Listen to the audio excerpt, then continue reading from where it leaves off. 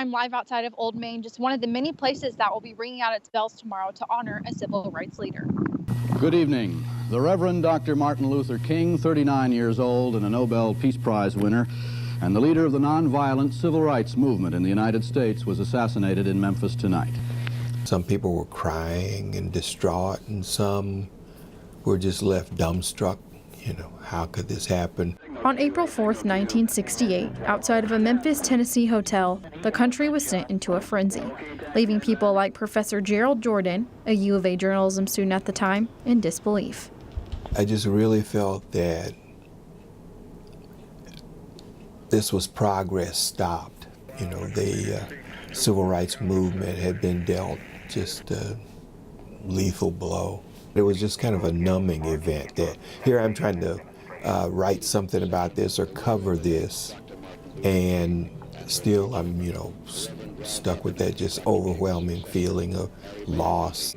50 years later, the country still mourns the death of Dr. King, but now this day of remembrance is used as a symbol and a significant day to continue teaching King's lessons. All I can remember is some voice saying, "One bullet cannot kill a movement. We must keep going. If you keep players hurt on the field, you can't forfeit the game. And you have to internalize your pain and keep marching, keep moving." And we've had to be faithful to his charge 50 years later. Tomorrow, on this 50th anniversary, people all over the country will remember King's legacy. The Northwest Arkansas Dr. Martin Luther King Jr. Council and the U of A are observing tomorrow as a day of peace.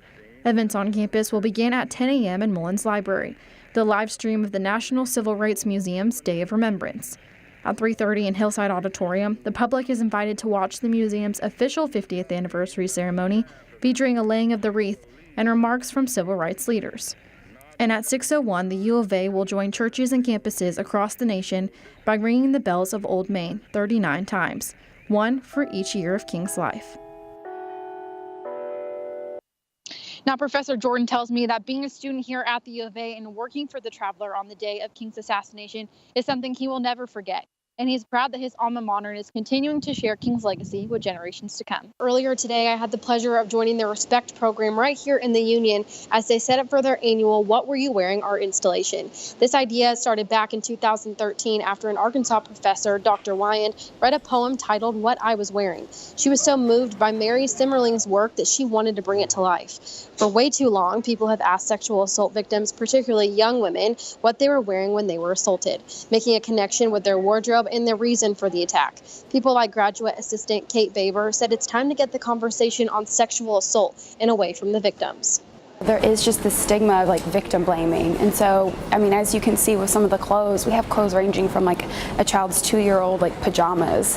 Would we dare ask a child what they were wearing when they were sexually assaulted?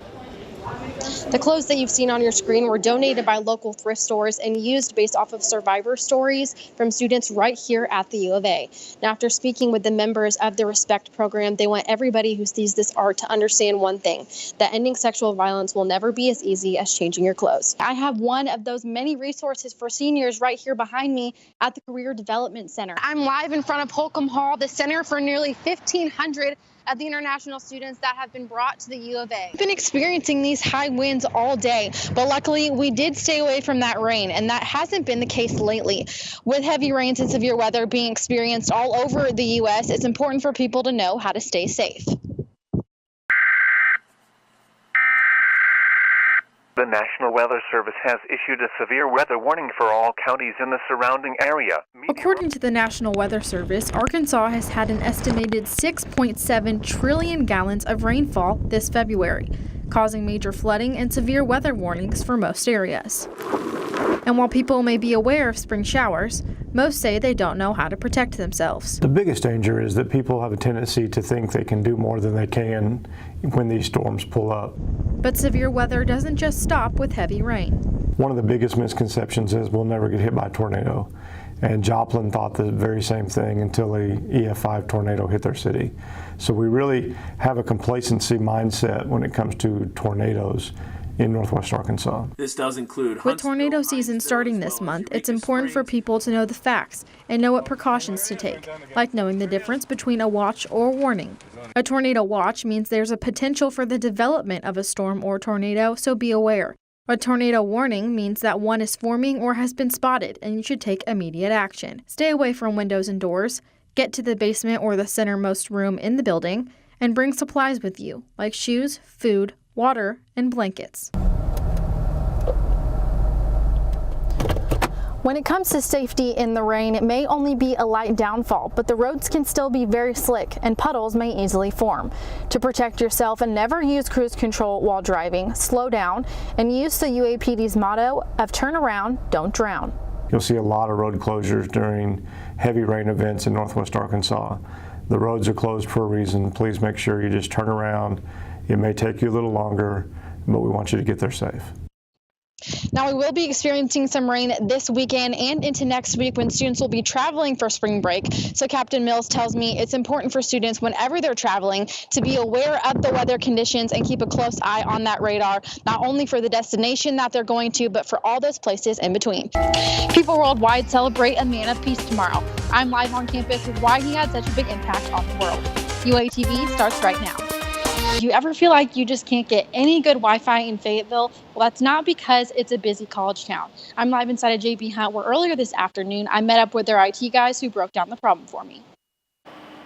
Every day, most people have a common goal: trying to get good Wi-Fi. When you're in Arkansas, that may be a lot harder than you think, and it's causing major issues. Rural broadband and internet access in general is important because it's the gateway to economic opportunity rather than people trying to get to Netflix, because to access jobs or financial information you need to be on the internet. The university is another story.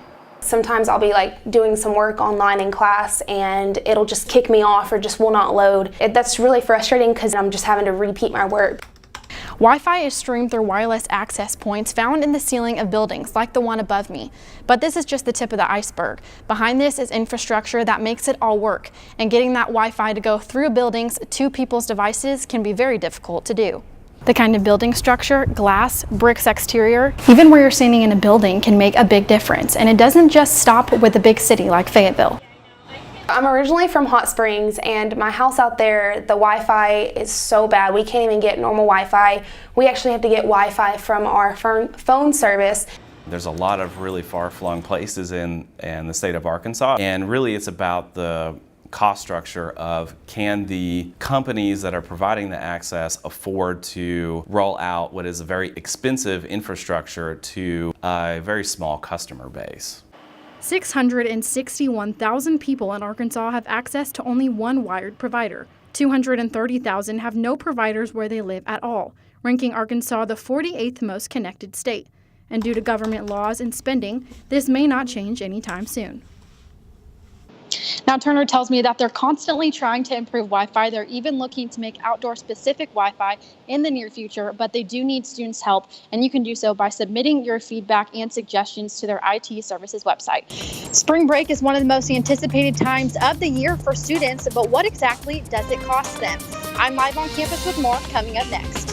And I'm live in front of the campus bookstore where that important week for seniors started today, known as Graduate Salute Week. I'm inside of Mullins Library, one of the many study hotspots for students this week, as assignments and tests take over their schedule. Thanks, Ben. I'm live on campus where in just a few days, this place is going to be nearly empty as students head out for those spring break vacations. Now, spring break for American students date back all the way to the 1930s, when athletes and fans from northern universities headed down to Florida for swim meets. Now, over 1.5 million students go on spring break trips every year, traveling all over the U.S. or even internationally on cruises or all-inclusive trips. The cost of all those trips amount to $1 billion per year. The average college student ends up spending about $1,000 or more during that week, leaving them spring broke. But according to a survey done this year, more and more upperclassmen like juniors and seniors are spending their break at home or working because of the hefty costs that come with that mid-semester vacation.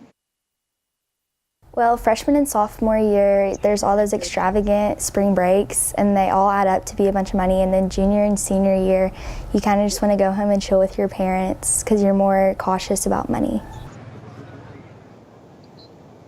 Some ways to minimize the amount of money that you do spend over break include saving little amounts of money throughout the semester, carpooling with as many of your friends as possible to save on gas and other expenses, bringing your own food instead of eating out, and even packing that student ID. Bringing this ID with you can give you access to dozens of discounts. Many retail shops and other places like restaurants and fast food like Chipotle and Subway do offer these discounts. All you have to do is ask.